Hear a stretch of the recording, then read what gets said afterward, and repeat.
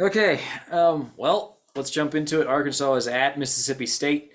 Yeah. KJ Jefferson kind of banged up. We're a little bit wait and see if he's going to play or not. Arkansas, because of that, I think is a 7.5, 8, or 9 point underdog, depending where you look. Yeah. So Mississippi State coming off a big win. What do you feel like? Because I personally, I think that Arkansas is significantly different with and without KJ Jefferson. Well, okay. It depends what, like Malik Hornsby, who's their backup, Sure. is probably the fastest person on that football team. Can he throw? Like, that's always kind of been the question. He's not nearly the thrower that KJ is. And Yeah. how does Arkansas, how do they even respond if they have to do indeed go with him as quarterback? So Mississippi State, like, are we really going to trust Leach to do the perfect Mike Leach game back-to-back weeks? Right. I'm not. Like, Sure. I'm not. Like, this is the ultimate letdown spot for Mississippi State. I think Arkansas can at least cover. Yeah. Arkansas might win outright. Like, for me, this is a coin flip game for me. Yeah. That's just where I'm leaning. I think Arkansas is going to come out. I think they're going to run the ball, be physical, get back to the basics, things that they do well. Mm-hmm. Yeah, no, I think Mississippi State can really throw the ball, and I think Arkansas's DBs are not terrific. We saw that against Alabama, but yeah, I believe that Arkansas comes out, plays a little bit more ball control, slows the tempo down, runs it a lot, and controls time of possession. I think this game stays close. Yeah, I would be curious to see what this line would be if KJ Jefferson would be healthy, Mm-hmm. because it definitely does feel like it'd be more of a toss-up type of thing. Right. I would say that Arkansas's weakness has definitely been their secondary, No doubt. and No doubt. that could be a bit scary against Mississippi State, who likes to chuck it around. Agreed. Lot of just unknown for this game, which is what makes it a fun game. Like, this will be on my list to watch this week for sure. Tennessee is at LSU. Tennessee a 2.5 or 3 point favorite. This is kind of fun. What do you think about this game? I love this game. The only downer is that it's at noon instead of 8 o'clock. Like, Oh yeah, this is in Baton Rouge. This place would just be electric at night. It always is. true. I think this is going to be a really good game. Like, this is going to be a really close football game. Vegas thinks so as well. Tennessee's less than a field goal favorite. Like, yeah, let's go. Like, this is a game that you want to go to. Like, of all the games this week to go to, I think Tennessee LSU might be the one to actually attend. If you want to get your money's worth. Yeah. I think it's going to be really close. I agree right with Vegas there. I think LSU's good. They're very competent, we can say, from just an offensive and defensive standpoint. They're beginning to kind of work out some of the bugs. Tennessee's offense is really good too. Yeah. So yeah, no, I'm here for all of it. I think it's going to be close. I don't really have a take on who wins outright. Just I'm here for the show that's my official stance. I think my official stance is slightly different. I think that LSU's weakness on defense is their secondary, and I think Tennessee throws the ball exceptionally well. Yeah. You also mentioned this is a noon game. This is not a night game. Right. I'm looking for Tennessee to win this game outright. I might mention it later. I don't know. It might be a lock or not. We'll talk about it later. Okay. But I do think, like, if LSU is able to hang here and their secondary plays well, that will be just huge job done well, because I don't know that would be something I would pick personally to happen. I will say I don't know. I don't know how much you put into ESPN's the Football Power Index, the FPI. I think it's kind of worthless myself. Yeah. But yeah, it does have LSU as a large favorite in that 58% to 41 for Tennessee. So, wow, interesting. Noteworthy. Yeah. Okay. TCU is at Kansas. You mentioned College Game Day will be here at this game. Yes. TCU at a 6.5 or 7 point favorite. Undefeated Big 12 teams. Both have really, I would say, outperformed expectations. Obviously, Kansas has already beaten their win total by a win and a half. TCU also playing a lot better than most people expected. These teams are combined 9-0. They are also a combined 9-0 against the spread. Wow. So yeah, to say that they're surprising that's the understatement. Like they've way overperformed. Like, it's not even close. how much overperformance has been done by those two teams. I do think they're a little overinflated right now. Like, I don't actually think that Kansas and TCU are top 20 football teams. I don't. Like, if we're just being really honest here, I don't think they have top 20 rosters. The quarterbacks are good. Like, I can say that. I can say that confidently. Yeah. Like, Duggan's really good. We've talked about Daniels in the Kansas offense. Like, I don't know. Yeah, someone has to lose here. It'll be someone's first loss. Someone has to go and lose against the spread. These are two of the best teams in the nation against the spread, obviously. Yeah, no strong take here. How about you? Yeah, that's a tough one. I do think that TCU is probably a clear touchdown better. Like, I like the Vegas line here. It's 7. Yeah, 7 points. So I don't have a play on this at all, but I do think that's. I think Kansas has a really. How do I say it? They do some things really well, offensively especially. I think TCU is a clear step up from what they are. I think TCU has a legit shot to win the conference. I don't know that Kansas does. Does that make sense? Right. Yeah, no, totally. I think Kansas is what happens when they go 5-0, and then a lot of people clamor for them to be ranked highly simply because they've won every game in front of them. When we really know that LSU is a better football team than Kansas. Like there's a lot of football teams in the Big Ten and the SEC that are better teams than Kansas. I think Florida State would beat Kansas. So yeah, like I think we have to put them up there simply because they've won all their games and they've been impressive doing so, no doubt. Great job by the coaching staff there. We've established that. It's going to be a dose of reality though. Like they're not a top 20 roster. Yeah, I would agree with that. Okay. There are 4 Big 12 games this week. Only one of them does not include a ranked team. And that game is Texas, Oklahoma. The Red River Shootout. The Red River Rivalry, whatever you want to call it. It's in Dallas, Texas. Isn't it the shootout? Is it not the shootout? It was the shootout until that was a little bit not PC enough. So is that right? Okay. Yeah, but people still call it the shootout. It's whatever. Okay. Yeah. Gotcha. It's always going to be the Red River Shootout. Yes. Texas. That's right. Yeah. Texas is a 6.5 or 7 point favorite. Oklahoma coming off of 2 bad losses in a row. Yeah. Otherwise, this line would probably be flipped. I know. But I'll say this, like Texas, Oklahoma gets crazy every year. Don't touch this for betting purposes. Maybe you have a play. I'm just like, my own advice as someone who's well under 500 on the season is don't touch it. I like that. Like, we do have to preface that, my own advice, as a terrible gambler is don't touch this game. Stay away from this one. Texas is nowhere near a 7 point favorite. Like, what have we seen from these teams to indicate that Texas is a 7 point favorite? I will say Dylan Gabriel is in concussion protocol. We don't know if he'll be playing.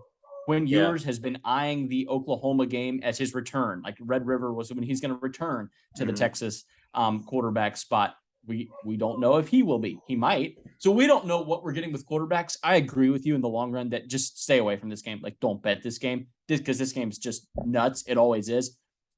But yeah, I think Oklahoma's being a little underrated here. Even though their defense has been absolutely exposed the last 2 weeks. Yeah. Okay, Texas Tech is at Oklahoma State. Oklahoma State a 9 or 9.5 point favorite. Any thoughts on this game at all? No, I think just try to tune in to see what Oklahoma State's about and how they actually win these games when the stat lines aren't that impressive. Like, you have to watch to figure out what it is they do because you can't just go look at a box score and be like, oh, that's why they're so good. Because, they're winning games. They're stacking wins up in a division or a conference, really, that's not that good. Like, or at least not clear cut. It's not defined. The permanent powers are not good this year in the Big 12, and it's totally up for grabs. It's a potential playoff team if they run the table. We have to know about this team. This could be this year's Cincinnati, almost. Oklahoma State, they were close last year. They might do it this year. I mean, they're a good football team. Like, they're a good football team, even though maybe they don't have the stars. Yeah, the most Big 12 thing this year possible would be for Texas Tech to win this game outright. Sure. Yeah. No, that's right. That's right. They probably will. They absolutely will win. Like, all things considered. Keep the score.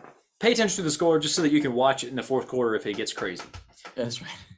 All right. Auburn is at Georgia, the Deep South's oldest rivalry. Did I get that right? I'm not sure. Yeah, you got it. Yeah. Georgia is a 29 and a half, or 30 and a half point favorite, depending where you look. Yeah. Any idea like what to expect? Like, obviously we expect Georgia to win this game. Yeah. You wouldn't be shocked if they beat this spread by 10 points, and you wouldn't be shocked if they won close again, right? Yeah. Stay away. Just stay away. Something's happening. I don't know if Vegas sees something that like we don't, but 29 and a half point or 30 points that's a huge number, just an absolutely huge number. And Georgia's not shown you anything in the last 2 weeks to they might not even score 30. So yeah, I don't know. Like, to score 30, that's 10 field goals. Like, that's a lot of field goals. You know what I mean? So yeah, just stay away. Just watch. You're right. They could. This could suddenly, the offense could find some red zone creativity again and go back to Oregon, where they just march down the field repeatedly and touchdown. Mm-hmm. Or it could be, just a field goal fest like what we saw the last couple of weeks. So yeah, just stay away, because you don't know what's going to happen. And it's Auburn. Like, it's Auburn, and God loves Auburn. And they get lucky. Like, crazy things happen. So just stay away. Yeah. All right. Utah at UCLA. This is a fun little matchup for the Pac-12 here. There's a non-zero chance that these are the two best teams in the Pac-12. Most likely not. We got USC there. We got Washington. We got Oregon. Yeah. These are two of the five at the top of the conference, and they've both looked pretty good this year. UCLA coming off that big win against Washington. Right. Utah is a 4 or 4.5 point favorite. It's at UCLA. Any idea what to expect here, or is this more the type of thing where you want to tune in to learn about these teams? No, I think Utah is really good. I think Utah had a blip early in the year against Florida, a tough environment against an inspired football team.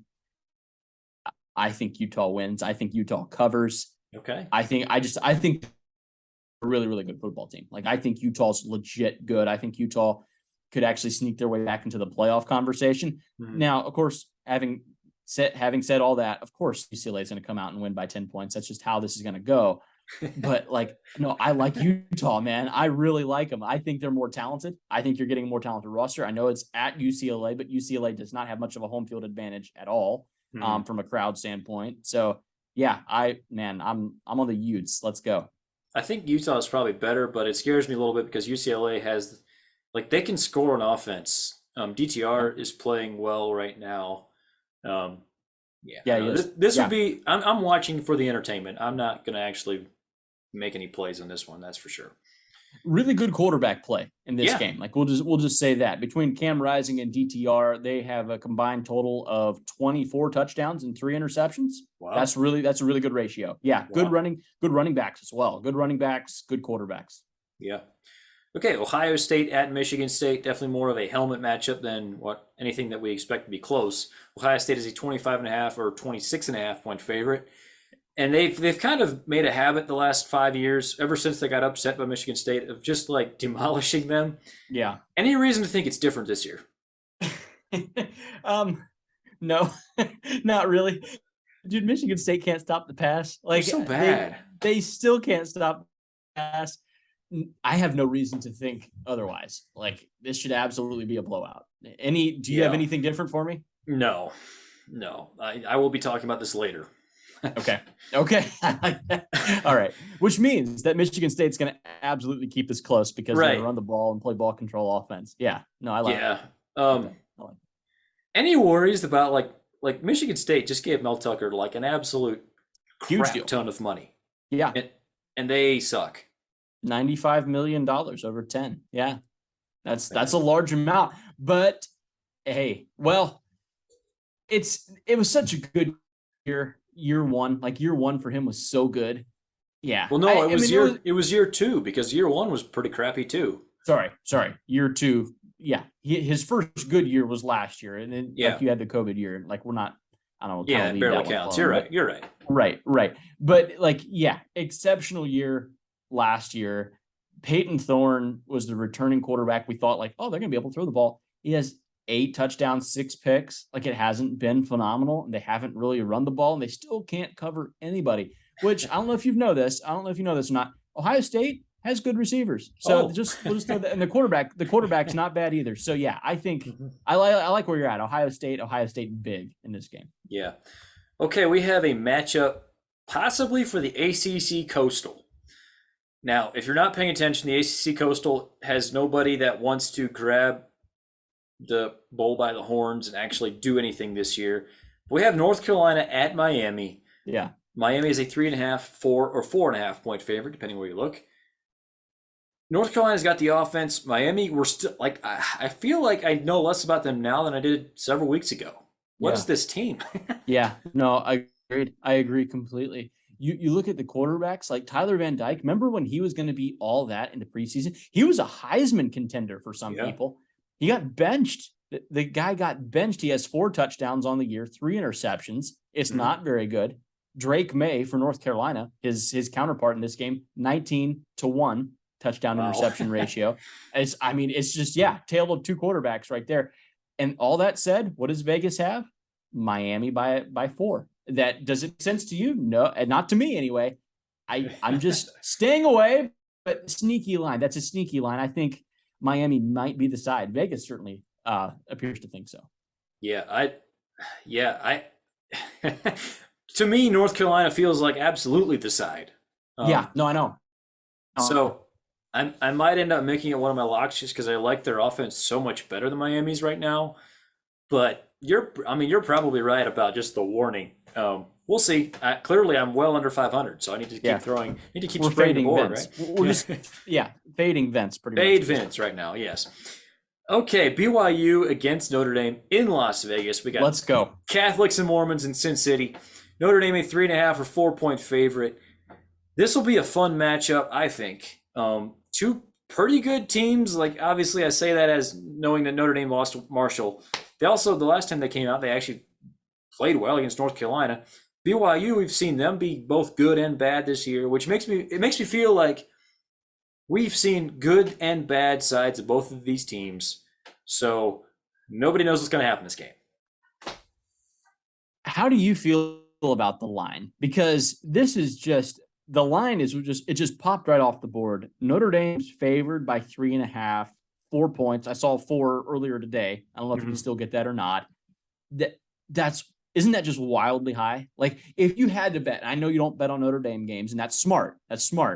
If you had to bet, what side are you going on here? I would be on Notre Dame because I think they can run the ball on BYU. The way their offensive line has been playing, and I don't know that BYU's defense is all that good. They've played well at times. Yeah. Several teams have been able to run on them recently. Baylor did not for some reason.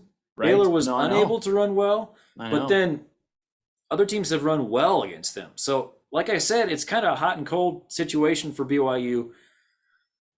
I do think that this is probably the type of game that comes down to some weird turnover somewhere or whatever. Okay. So it's definitely a step away for me. I'm not touching it. Again, like I'm a Notre Dame fan.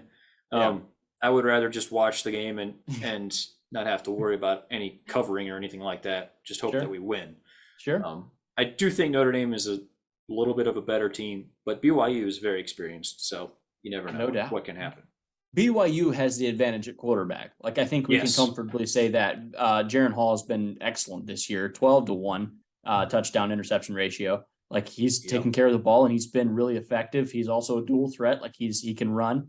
He's what we thought Tyler Buchner was going to be. Like I think we can say that. Like this year, is kind of an efficient passer that takes care of the ball and runs and is effective in control of the offense. That's what we're hoping at least that Buchner would be. I think I'm staying away from it as well. It's just that's a suspicious line when you have Notre Dame who's looked kind of all over the place this year, and BYU who's looked really good. Like BYU has overall looked good this year. And then they had a bad game against Oregon. Like, you can go down way too many just rabbit holes thinking about this game. So just do yourself a favor and don't bet. Yeah. Okay, this was supposed to be the biggest game probably of the season coming into it. Texas A&M at Alabama. Yeah. That said, Alabama's a 23.5, 24, 24.5 point favorite. A&M doesn't look like they can score at all. They already have 2 losses. Yeah, I know. Alabama seems like they're rounding into shape a little bit. Sure.